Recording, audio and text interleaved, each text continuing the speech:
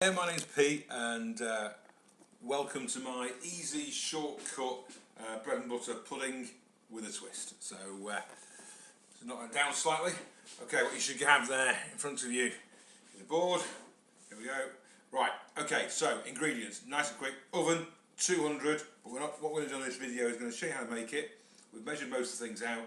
Mix it up, and when you finish, leave it for, well, people say 50 minutes. 30 minutes, let it soak in, okay? Let it absorb the flavours, take them all on board, all the bread, okay? And then you put it in for around about 25 minutes. Just keep looking, because ovens do vary. You like crispy sort of topping on it. So what I've gone for instead is actually, well, tea cakes, hot cross buns, whichever you want to do. Calorifically, they're only about 10 more calories per 100 grams, but they've already got loads of currants in, and I like that. So it makes life easier. So what I'm doing here is I'm taking 3 of these. I'm taking, crikey, 80 grams of caster sugar. As I mentioned in my previous ones, that's the really expensive sugar. Make sure you buy it when you're out with somebody else. You can go to 100 grams, it depends how sweet your tooth is, but there's a bit of a glaze on these, so I'm going the right side of it. It's meant to be about 3 ounces of sultanas. Personally, I love sultanas, so I've gone completely over the board. And then we've got 3-4 eggs, depending how they go, free range of course. And we've got some milk, and if you bear with me a second, I'm going to go and get some cream. So bear with me a second, and we'll start cooking. I use thin cream. Gotta watch the old stomach. So first things first, get these, cut them in half, butter them, as thick as you want. I love butter personally. Okay, I've got 3 of them, and then you cut them into triangles. So imagine the sort of funny shapes they are, and then you get yourself a nice dish, and you split them, and you crisscross them on the bottom, nice and easy, all the way along, like that. Okay, spread them along.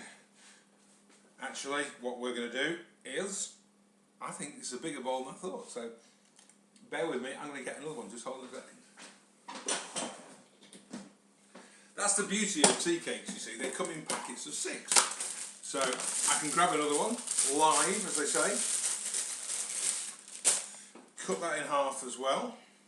So we're going for 4 tea cakes, grab a knife, lashings of butter, obviously, because being the health freak that I am, this is nice and easy. This is one I always think the kids should really get involved with. It's got such a bad name in the modern generation. My wife calls it dead flies and stuff, but I just think it just changes the whole thing about bread. And if you use stale bread, you can use it sort of when it's on the cusp, and it's really lovely. So you lay these out so they're all sort of on there, okay? Around about half your sugar, okay, all over there. Give it a good coating. Half your sultanas. Remember, they've already got currants in these, so it's got some. So plenty of those. You can do adaptations. You could put white chocolate buttons in, if you want, or anything along those lines. And we're going to take the last 2 that we've got here. Okay, split those up again. Nicely covered. All the way up. Finish that off. Pack it down a little bit, okay? It's going to get covered in a minute. Once again, on with the rest of the sugar, so plenty of sugar on there. That's that done. Okay, finish off with the rest of the sultanas, and then obviously you can add as many as you want if you need. Okay, then we're going to make the sauce. Now, okay, let's go. 1, the whole egg in, not separating it, the whole lot in. 1, 2,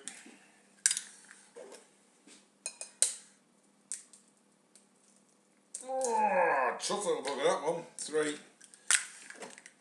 Let's do a 4th egg, why not? Sorry, 4, straight in.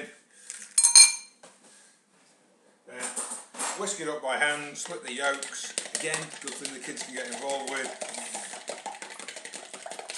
Now you want to get round about for the size of this, just under 2 pints. You can put just milk in if you want, but I'm a bit of a sucker for cream myself. I do like it. So let's pop cream in. Oh, that'll do lovely. Don't forget, you can recycle that. Give it a stir. You can also put nutmeg on it if you want. Fill it up with milk. Here we go.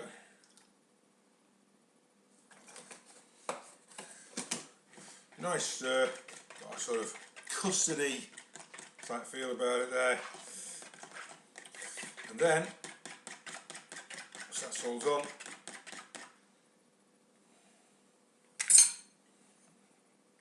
pour it on top. Try and take your time, soak all the edges up, all of them up, get them all covered in it. You're going to let it soak for, let's say, at least 15 minutes. If not, go for a half hour. If you go for any longer, you can go for an hour, but shove it in the fridge whatever you do, because you know, you've got an oven going usually in the kitchen and it's pretty darn warm. It's a nice even spread. You can see the bread just absolutely loving being coated in this. Well, it's not bread, it's tea cakes. But the tea cakes just add an extra dimension to it that's slightly different. Make it a bit Eastery, which is always good. There you go. Right the way up. Nicely pushed down. All done. Okay, wash your hands.